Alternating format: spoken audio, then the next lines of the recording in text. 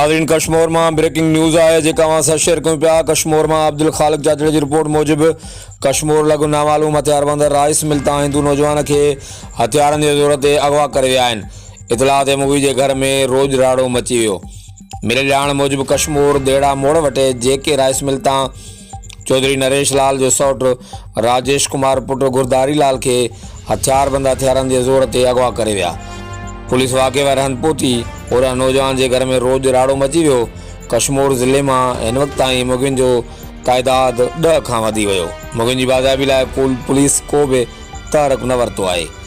मुगी नौजवान के सौट चौधरी नरेश लाल जो चवण हो त सर दीवान कमेटी हिकिड़ी कारोबारी कमेटी आहे। हिन वक्त देरा मोड़ में बिल के अंदरां के खयो वियो आहे। तव्हांजो अॻियो लाइ अमल छा हूंदो, तव्हां छा था सम्झो? इहो ॾिसूं था विदिन 24 आवर्स जे अंदरि जेको आहे सॼी लॉ एनफोर्समेंट एजेंसियुनि खे असां ॿुधाईंदासीं। असांखे जेकॾहिं को पॉज़िटिव रिस्पॉन्स मिलियो त ठीकु आहे, न त अदरवाइज़ घणा तव्हां केतिरा हिते जेका अगवाकार आया, केतिरा ॼणा हुया? अंदाज़न 6 ॼणा तक़रीबन हुया। 3 मोटरसाइकिलूं हुयूं। अच्छा, 3 मोटरसाइकिलुनि ते हुया। 5 ॼणा अंदरि ऑफिस में आया। हिकिड़ो ॼणो जेको आहे ॿाहिरि बीठो हुयो, उहो चौकीदारनि जे मथां क्लैशन को खणी बीठो। बाक़ी 5 ॼणा अंदरि। कदन जो नालो छा सर? राजेश कुमार गिरदारी मल। अच्छा, ठीक है। राजेश कुमार के अगवा करे ने ॿियो कोई भी आया?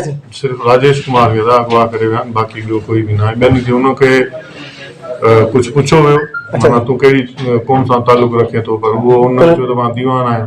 उनखे खणी करे बसि। इन वक्त सिंगल मौजूद है चौधरी नरेश।